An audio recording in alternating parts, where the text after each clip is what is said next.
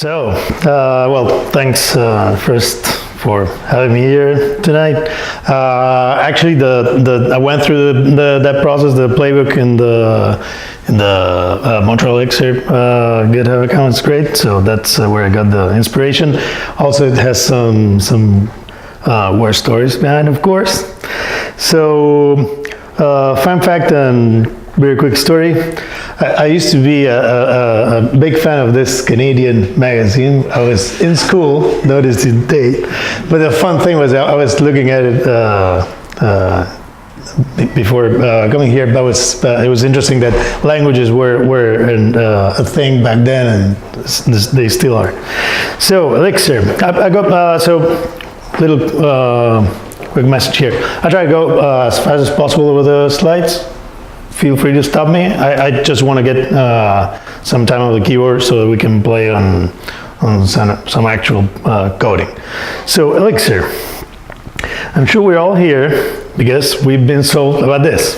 Functional programming, immutability, a style of programming that would allow you to build concurrent systems that are scalable, fault-tolerant, and distributed. The fact is that most of those things don't come from Elixir or Erlang language, but from OTP, which stands for the Open Telecom platform, which no longer or not anymore originally created to work on telephony, but it's not the use case, and the requirements it originally had are very useful for the kind of development that we want to do today. So what is the OTP? Well, I won't go through a list. You can see a bunch of things, but for the most part, is a complete development environment for concurrent programming. And what this is important for us is that it's a tool set to create applications that can easily run concurrently. Among those things, one of the important things that the OTP brings are these behaviors, which are nothing else but like proven, battle-tested design patterns of how to create this concurrent applications. So back to Elixir. One of the things I was talking about this before the meetup started was that one of the things that still amazes me after coming for more years that I would like to accept of working with the Unix programming and processing model is that how simple the concurrency primitives are, how few of them we need to create those systems. So in Elixir, what we have, you can go through, this is part of the guides, but we have spawn, and the whole family, which creates a new process, send, which will allow us to send messages between those processes, receive, the receive macro construct that allows to receive those messages, and then we self and makeref, which is like self will allow us to know which is the process ID for the current process, and makeref would allow us to create unique IDs to share between these messages back and forth. Questions? I'm going quick, but stop me if it's too much. So, servers, which is where we want to get to. What is a server in the context of OTP? I mean, we all know, of course, what is a server in the client-server computing model, but in the context of an OTP system, what does it mean? Well, it's a program that completes this 5 steps. It starts a new process. It will wait for requests. It will handle those requests. It will update state as these requests come in, and then repeat. So as long as we have something that goes through these stages, we can talk about a server. So let's go through an example here. I brought some minimal servers to go through. So we've been raising hands before. How many of you are already working with I mean, Elixir passed the concurrency line. Still not working? Okay. Yeah. Well, then stop and ask everything. For everything that doesn't feel familiar. So let's see. So very simple server here, created with a mix. Let's so first thing, I don't expect to go through each line, but what we see here, this complies to our definition of what a server is. What we were, is it can you read the font size? Okay. So, but the interesting thing is we're not relying on anything but just module and a bunch of functions. Like we're not relying on OTP behaviors. We're not using libraries. Nothing special. It's just the language and the constructs we were talking about. We're using spawn, we're receiving messages on line 17, we're sending messages back on line 20, just to try to make them more down to earth and not something that is hidden behind the OTP. So, GenServer. So, how does OTP help us write code this server processes? This OTP behaviors I was telling you about that have been like battle tested and developed together with the Erlang language come with this libraries. GenServer for Elixir is distributed in the form of a module. You use it with use, and but underneath it'll be relying on the Erlang gen_server provided by OTP. Why do we need a special Elixir construct in this context? Well, the Elixir GenServer will make it in the Erlang GenServer, for example. You need to provide all the callbacks for all these stages that a server needs to complete. In the Elixir version, you get like sensible defaults for that, so you only need to override what you actually need. So let's jump on it. Again, it's a behavior, part of the Elixir documentation with some sensible examples. And this is a minimal example. So remember, all the code we had on the other example, well, much cleaner, much nicer, relying on these constructs and the programming style that the GenServer module brings us. So, first thing that gets confusing, and we'll go through this through the code, is that a typical GenServer, a typical server module will be executing in different contexts. So the boxes that you see colored in blue will be running in the client, and what will be the callbacks, the ones that have the handle prefix, and the init function, a number of other functions will be invoked in the server context. So that's something that usually people new to servers get tripped into. Like you have one module, but running on different processes in different contexts. So let's go again through a minimal example of this. Let's questions?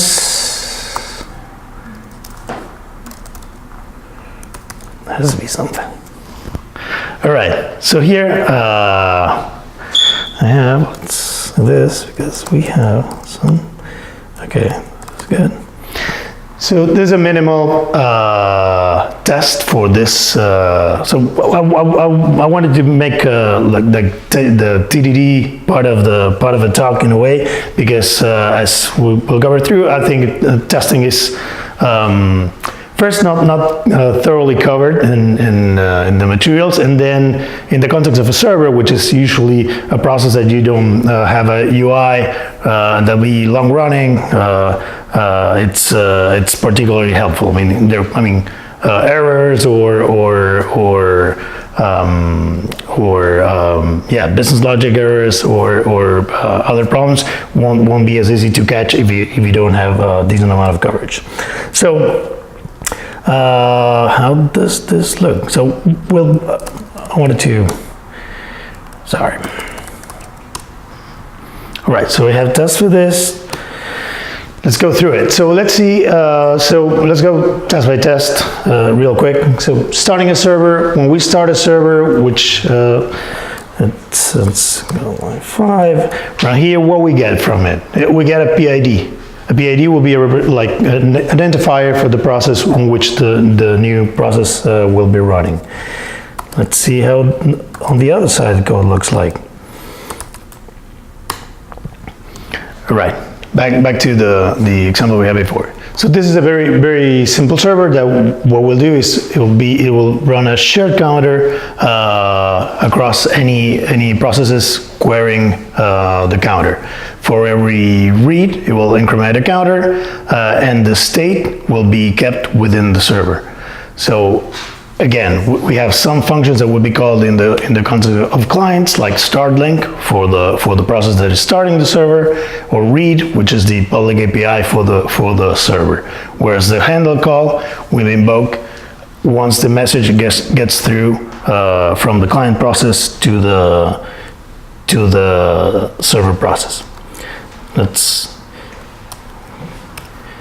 keep going. Something that it's important to know. Why do we have these conventions? Why are we calling where the names like start link come from? Well, there's this concept of supervisors. Not sure, I mean, who has heard about supervisors? If you play with Phoenix, any major app past simple scripts in the OTP model are meant to be run on their supervisor. The supervisor, in a few words, is again a process that will be watching. I mean, has nothing else to do but to watch for workers, other processes, until they fail. There's this philosophy behind the Erlang and OTP, which is like allow processes to fail. Instead of trying to catch the last bug, try to fail in a way that it's controlled and it's eventually repeatable and doesn't bring the whole system down. So the supervisors will not only be watching for other processes, but also for other supervisors, and these trees, that's what it's usually known as supervision trees. So, I had okay, I brought a pre-constructed minimal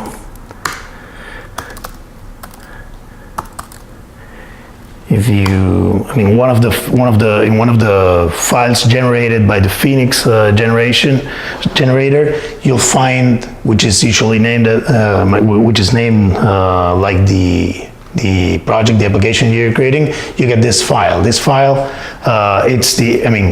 will create the actual supervisor module for and spec for the application, and there we have the counter we were seeing before here as one of the other processes that the supervisor will be making sure it's running.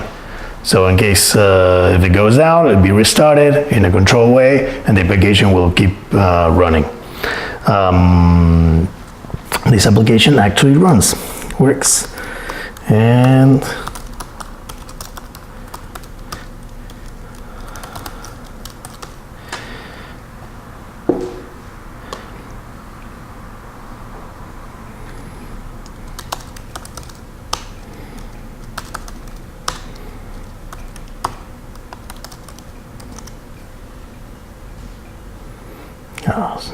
we have to turn it off, right?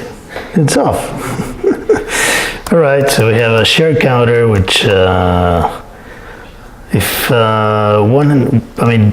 pick your favorite framework. How easy or difficult would this be without relying on locks or shared memory or No matter, yeah? Okay, just 6-7 lines of code. And again, this process is running side by side with the Phoenix application, and it's being kept alive. Even if we went and killed the process by hand, it will be restarted. Different topic is how to keep the state throughout these restarts. Completely out of scope for this introduction, but just to get a picture of how this can be useful. Very powerful idea and very mind-blowing. Once you start thinking about things like long-living APIs, for example, where you have a session where you need to connect, authenticate it, you could have like one API client live for every one of your current users, and that not being an issue, not having to rely on background jobs or artificial constructs that are not within the business goals of the application. So, TDD, and why this is important in the context of server development. Again, this process will be long running. There won't be UI. So, are we up for to work on a server by itself? Should we rather go through the recommendations, or would it be, it's an open book here? Well, you can get a vote. What do you want to see? We can either code a server from scratch, probably more. Just to get it, it's that Adrián, we're running out of time. Yeah. That's why I was. So all the code I've made available, but still maybe make one test pass. So right.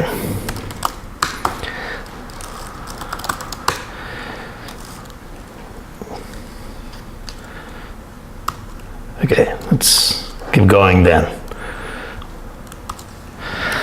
So, testing strategies, real quick. These are all captures, so it'll be easier. So, start with links. Again, because of the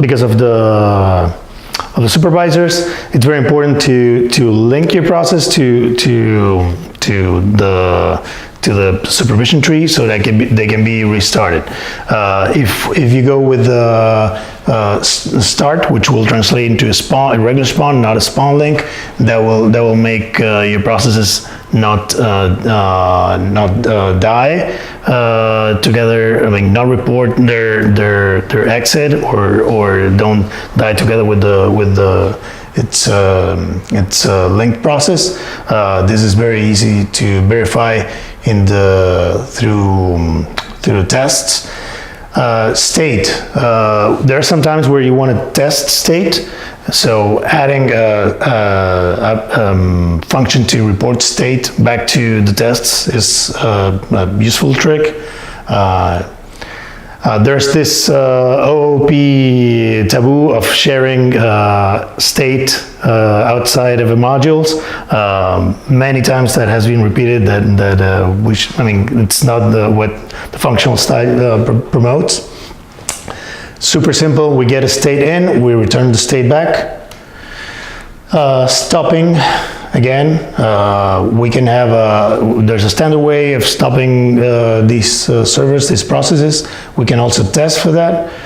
The way to test it is just create a monitor, which is one of the features from OTP that allows to detect the state of a process without being translated back. We can get a message back into the test after stopping a server. Which server I'm talking to? This is a very common issue found in throughout applications, which is not being able to register more than one server of one kind. So the advice here is to allow to be passed in, have a sensible default, but allow a name to be set, accept options, and the server for all. Yeah. I have a super quick question, but absolutely. Why don't you use default module in this function? Again? Why don't you use default name instead of module? Good question. Very good question. Yeah. Okay. So that's also something where a lot of people get tripped. So the Starlink first receives what's called an MFA module function arguments. So this module is refers to the server to be started, whereas the name can be anything. So the name needs to be referenced here and on every server call. But you want to start this module, not some other thing. But by convention, it's very common to use the module name as the name for the server. Even though it's like the same thing, you could be using different values in both places. Here you don't have an option. Here you do have an option. But good question, good catch. So accept options in server. So for every client method, make sure that you don't, instead of having a read that doesn't have an optional server param, accept a server for your public API. That would allow you, even in tests, to start, because of how tests run in Elixir by default, have one server per test. Test your client interface first, yeah, as here, as a counter, but then test your calls. Yeah, this is more of going through your API, and testing casts. Casts are async. This is a completely topic by itself, but there's this trick where you could have your tests, for example, or your to run ahead of your server. So your server hasn't processed these messages yet, and you're testing results on that. Is the order of messages reception guaranteed? This is in red for a reason. Only if you learned this from this talk is good. Yes, but only within one process, which means that yes, this is guaranteed. So within one process, you can have, you can make sure that if you've sent a cast and then you send a sync message right after, the async message will get processed before your sync message. So one trick that you can use in some cases is have a request, a public API function that will just guarantee that you've made it to that point. Usually within the Elixir core you won't have this issue, but if you're going out, say to query an API or to write to the file system, this might be an issue. You might be checking if a file has been written to disk and it hasn't been written yet, but your code is there already. Like your test code might be going again ahead of your server process. External services again, the way how not to do it. If you're coming from some other worlds where mocks are very popular, yeah, I'm talking about Ruby too. There's this thing built in the language which is behaviors. Behaviors are the way to provide a module, a replacement. It's a way to provide replacement module with for a different context. There's a way to configure this in mixed applications. There's a post by Josep Olim, I'll be linking in the notes. Must read. So, real quick, and this is the last 5 slides. When to use server processes? When you need to distribute processing across cores, this means I have a lot of work that I need to distribute into multiple processes, and I'll get a benefit of that.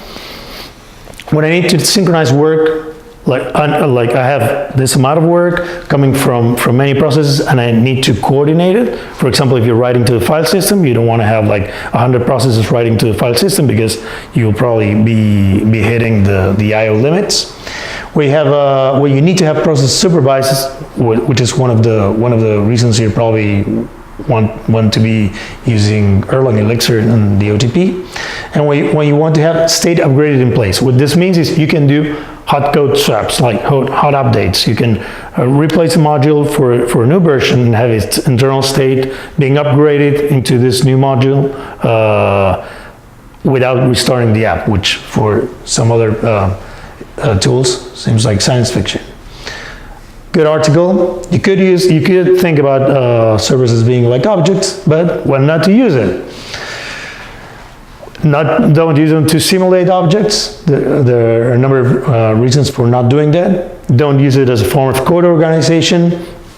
There's another post, Becoming, which talks about this, and it's some smarting in that. And please don't use it to look smarter than your colleagues, because it's way more expensive development. So this is what I was referring to. This is a few days old. By Sasa Judik. It's a known author from Elixir in Action. So basically, he talks about thought concerns and runtime concerns, meaning, keep your business logic in modules and functions, and everything can be handled there. If you need to organize your data, that's what structs and a number of things come provided within the language and the environment. Instead, use servers and multiple processes and concurrency to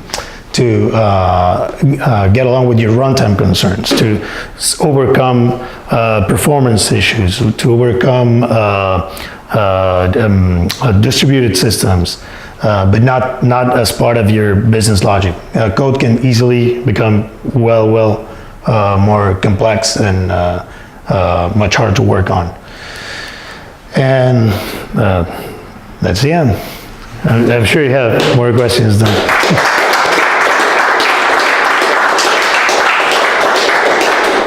Recommendations? 1, 2, 3. I share all this in the notes. Thanks again. And you can ping me anytime.